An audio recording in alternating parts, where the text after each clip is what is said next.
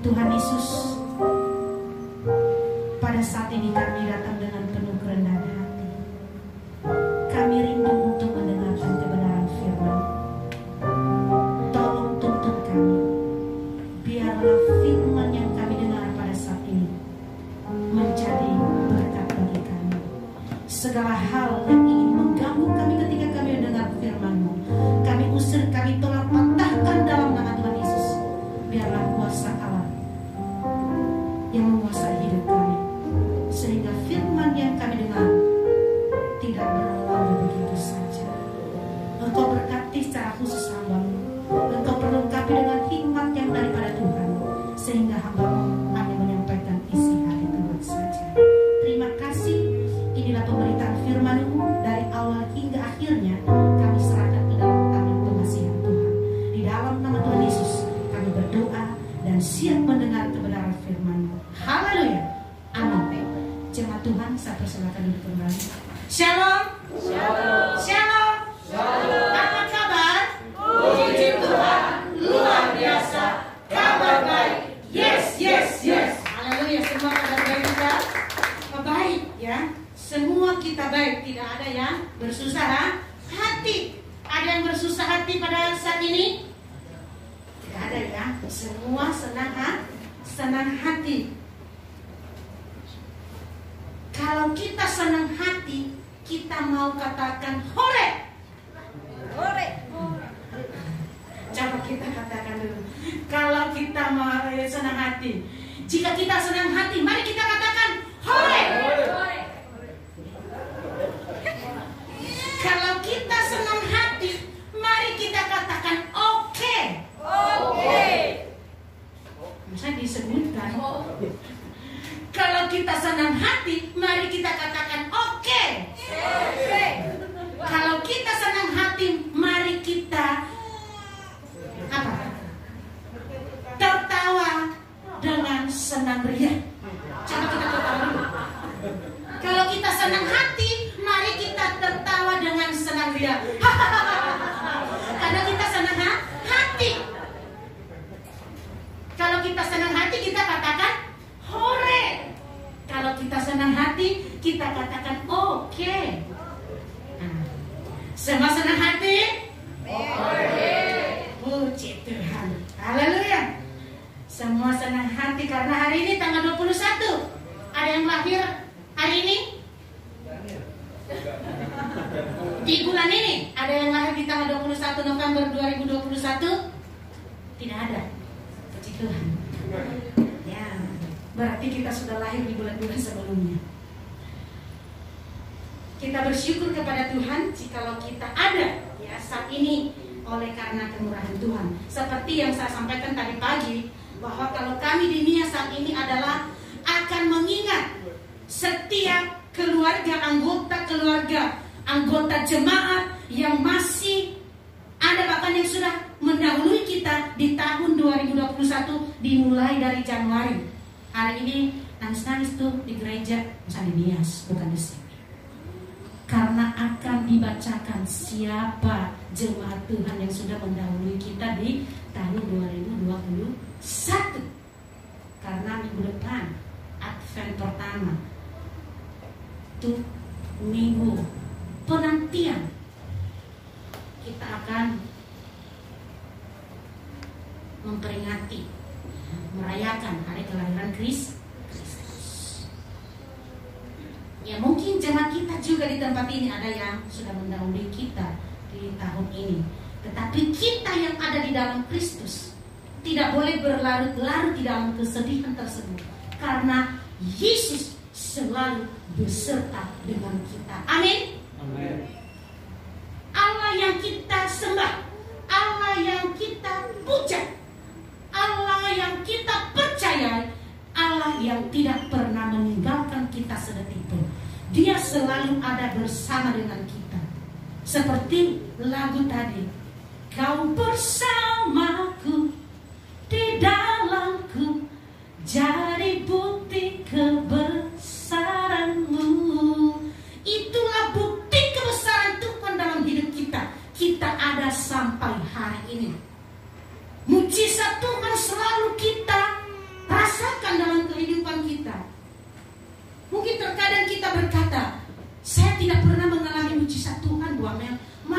kasih, setiap saat, setiap kita umat Tuhan sudah merasakan yang namanya mujizat Tuhan. Nafas hidup yang kita pakai saat ini, yang ada saat ini,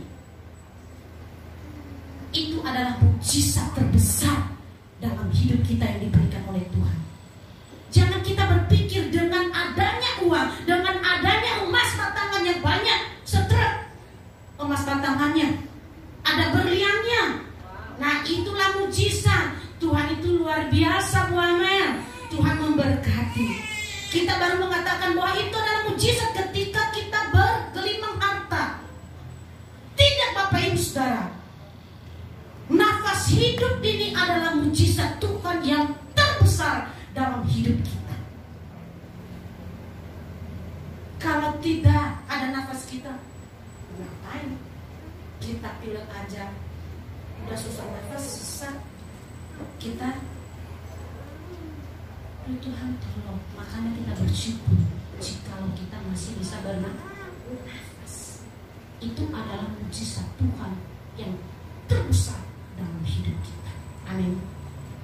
Tema kita dalam bulan ini adalah merendahkan diri di hadapan Tuhan.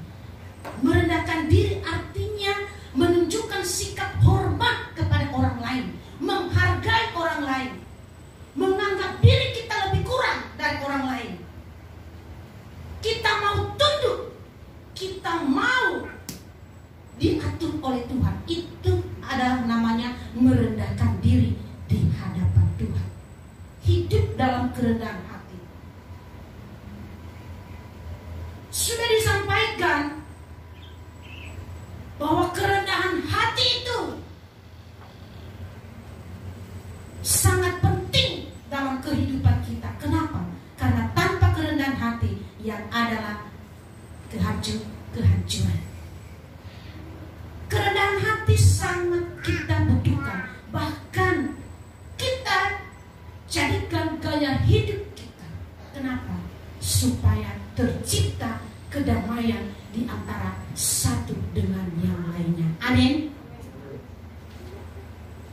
Kalau semuanya ingin menang, siapa yang kalah? Ini juara satu, nah juara duanya siapa dong? Juara satu semua. Karena tidak ada yang mau mengalah. Baik, Bapak Ibu Saudara, mari kita baca dulu dari Alkitab kita. Dari surat Filipi pasal 2. Filipi pasal 2 ayat yang pertama sampai ayatnya yang keempat. Filipi pasal 2 ayatnya yang pertama sampai ayatnya yang keempat. Saya akan bacakan bagi kita semua. Nasihat supaya bersatu dan merendahkan diri seperti Kristus. Jadi karena di dalam Kristus ada nasihat, ada penghiburan kasih, ada persekutuan roh, ada kasih mesra dan belas kasihan. Karena itu sempurnakanlah sukacitaku dengan ini. Hendaklah kamu sehati sepikir dalam satu kasih, satu jiwa, satu tujuan. Dengan tidak mencari kepentingan sendiri atau puji-pujian yang sia-sia. Sebaliknya, hendaklah dengan rendah hati yang seorang menganggap yang lain lebih utama daripada dirinya sendiri. Dan janganlah tiap-tiap orang hanya memperhatikan kepentingannya sendiri, tetapi kepentingan orang lain juga. Bapak Ibu Saudara, firman Tuhan yang kita bacakan pada saat ini ditulis oleh Rasul Paulus kepada jemaat di Filipi. Minggu yang lalu Bu Nilam sudah sampaikan kenapa surat ini ditulis oleh Paulus kepada jemaat Filipi. Jemaat Filipi adalah orang yang sudah percaya Tuhan, tetapi di sana ada sebuah konflik di antara mereka. Jadi Paulus menulis surat ini menyerukan kepada jemaat Filipi supaya mereka bersatu. Bu Nilam sudah sampaikan bahwa kalau kita mau, kita harus hidup dalam satu kesatuan roh. Roh apa? Roh Allah sendiri.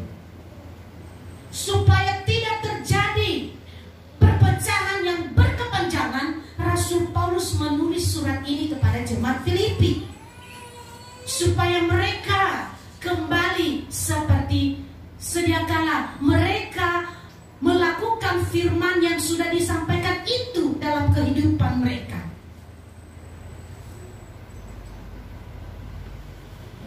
Tidak mau jemaat Tuhan tercerai-berai, makanya diserukan, ayo jemaat Filipi bersatu. Kalau kalian mau hidup rukun, kalau mau hidup merendahkan diri di hadapan Tuhan, kalian harus bersatu. Kita jemaat Tuhan yang ada di tempat ini, jikalau kita mau merendahkan diri di hadapan Tuhan, kita harus bersatu. Bersatu di dalam Tuhan, bersatu padu di dalam mencapai sebuah tujuan.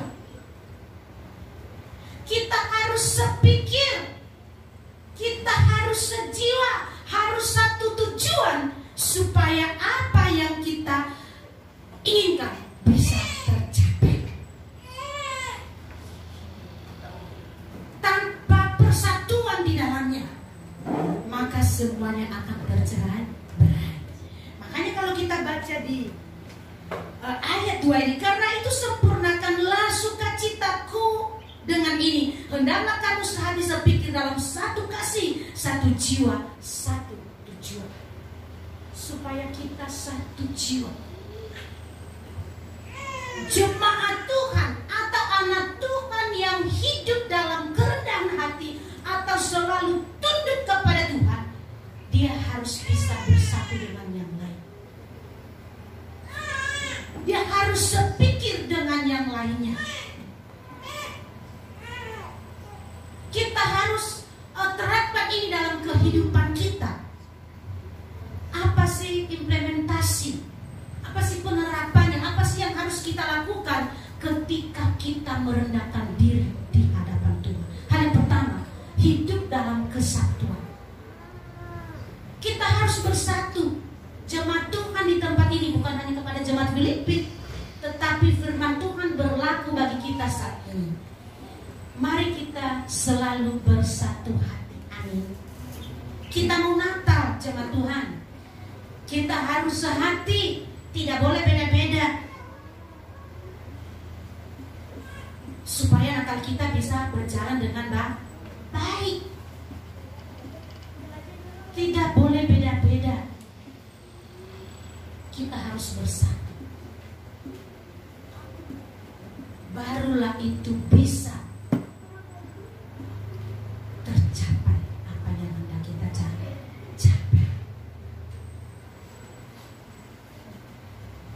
Sehati sejiwa kita di dalam Kristus.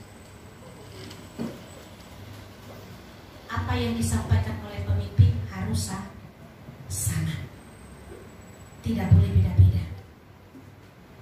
Searah. Satu tujuannya, mau melaksanakan Natal tahun ini. Amin. Amin. Bagaimana? Tentunya butuh kerjasama yang baik satu dengan yang lain melalui janji iman Natal kita tahun ini. Amin. Amin. Lemas kalau di tanggal 21. Amin. Amin. Haleluya. Ya. Itu yang pertama, kita harus bersatu. Kalau kita mau hidup merendahkan diri di hadapan Tuhan, yang pertama, kita bersatu di dalam kasih Tuhan. Hidup dalam kasih Tuhan.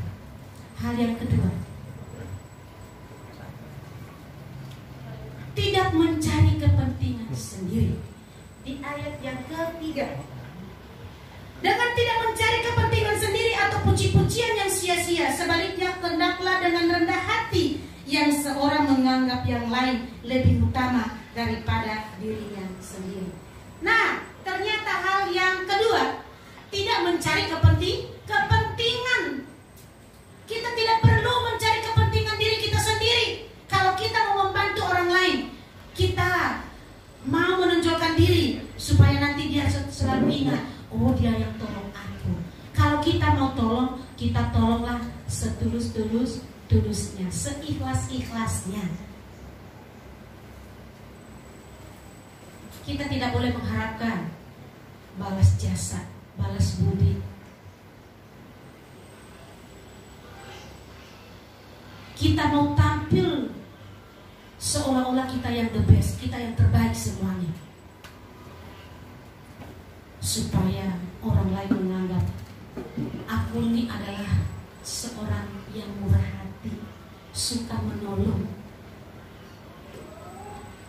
Kita mau memberi kesan seperti itu, tetapi kalau kita melakukan itu adalah kesombongan, mencari kepentingan sendiri, supaya kita selalu dipuja-puji.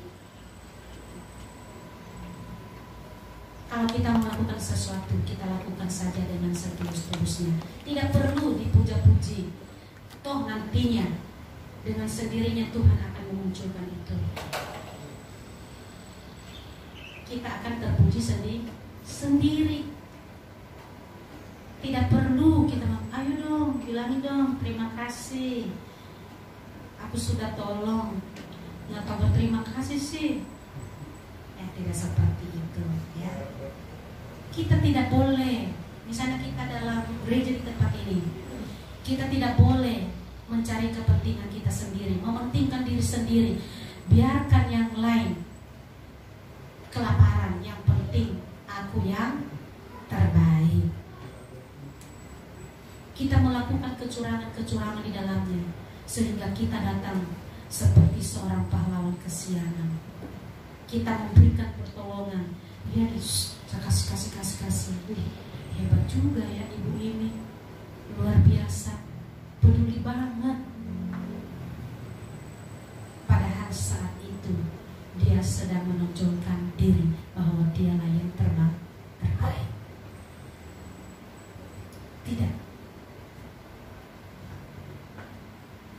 Setiap kita harus bisa memendam itu semua. Kita selalu dahulukan kepentingan umum, kepentingan yang lain kita utamakan. Jangan hanya kepentingan pribadi kita, jangan egois di dalamnya. Aku. Kalau ada berkat sama aku aja, yang dia mah jangan, dia udah ada di sana. Aku sehingga karunia penuh. Hebat ya Pak, karunia ada penuh. Iya. Yang lain nggak dapat karena nggak dapat karung. Jadi seperti itu, kita tidak boleh mementingkan diri kita sendiri.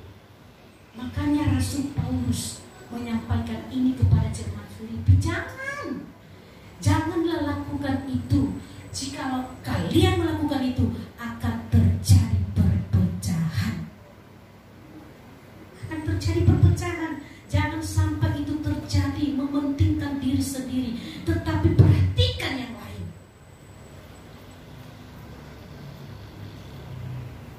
Jangan hanya tampil sendiri supaya dilihat orang bahwa dialah yang terbaik. Mau menerima pendapat orang lain. Terkadang dalam kehidupan kita, Bapak Ibu Saudara, jemaat Tuhan di tempat ini, seringkali kita tidak mau menerima pendapat orang lain. Susah untuk menerima pendapat orang lain. Kenapa? Karena kita memiliki paham, saya ya yang paling bagus pendapatnya, kata-kata saya lah yang paling bagus, yang lain mah enggak. Walaupun pendapat orang lain sudah disampaikan, padahal itu untuk kepentingan kita semua, tetapi seringkali kita menutup telinga kita, mata hati kita untuk menerima masukan daripada orang lain. Karena kita menganggap diri kita adalah orang yang hebat, orang yang paling pintar, orang yang paling bisa. Yang lain mah cuma ngikut doang. Tidak, Bapak Ibu Saudara semua. Di sini kalau kita mau hidup tunduk di hadapan Tuhan, kita harus bisa menerima semua. Kita tidak boleh mengatakan akulah yang terhebat, akulah yang terbaik. Engkau yang terbesar.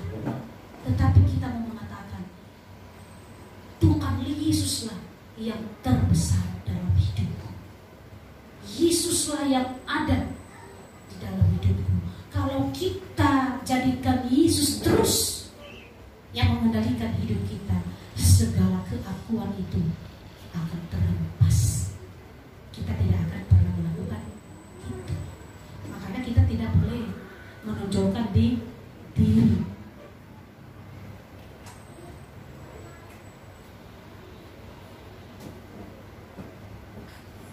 Mari jangan Tuhan di tempat ini. Di ayat selanjutnya yang keempat.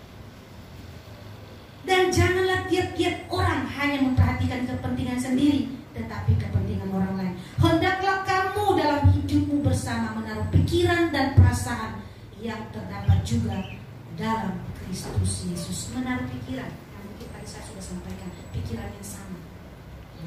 Kita harus buang-buang itu ketika kita mengutamakan kepentingan kita. Orang yang selalu mengutamakan kepentingan orang lain adalah orang yang hidup dalam kerendahan hati. Orang yang selalu diberkati oleh Tuhan. Ketika kita selalu mendahului kepentingan orang lain, percayalah jemaat Tuhan di tempat ini, berkat Tuhan akan senantiasa mengalir. Tidak akan pernah berkesudahan berkat-berkat Tuhan dalam hidup kita. Amin.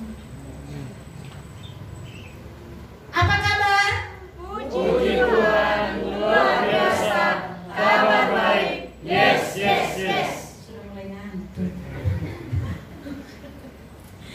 Kalau kita hidup dalam kerendahan hati, kerendahan hati tadi artinya kita mengutamakan orang lain di atas kepentingan kita.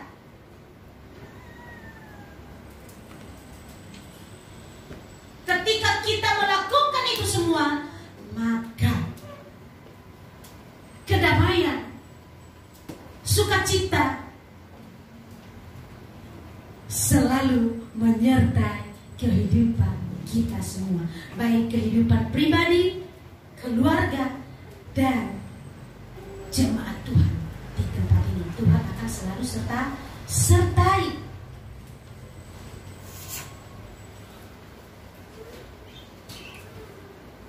Orang yang selalu hidup dalam kerendahan hati, dia akan selalu dekat kepada Tuhan. Amin. Kita coba buka dulu di dalam Yakobus pasal 4 ayat 8.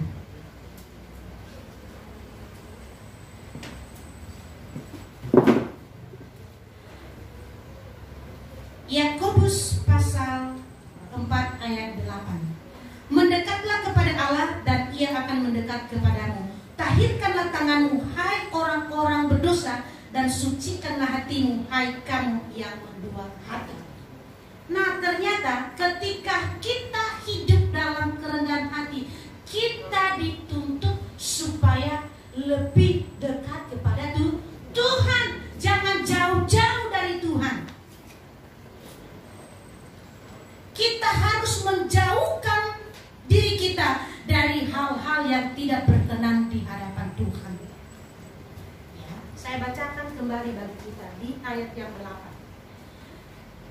Mendekatlah kepada Allah dan Ia akan mendekat kepadamu. Tahirkanlah tanganmu, hai orang-orang berdosa, dan sucikanlah hatimu, hai kamu yang mendua hati.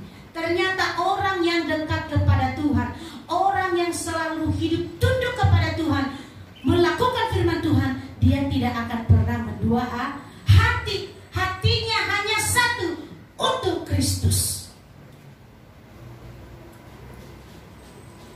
Hatinya tidak mendua, satu di sini, satu di sana, aku di sini, engkau di sana. Tetapi satu di dalam Kristus. Dan dia juga tidak akan kemana-mana, akan melekat seperti yang saya sampaikan tadi pagi, melekat kepada Kristus. Dan hatinya tidak akan kemana-mana juga, akan selalu melekat di baka dua. Amin. Tidak berdua hati, tidak satu di sana, satu di sini, tetapi satu di dalam Kristus. Ketika berjemaat juga tidak akan berpindah sana sini, tetap satu di baka Tuhan. Amin, jemaat Tuhan.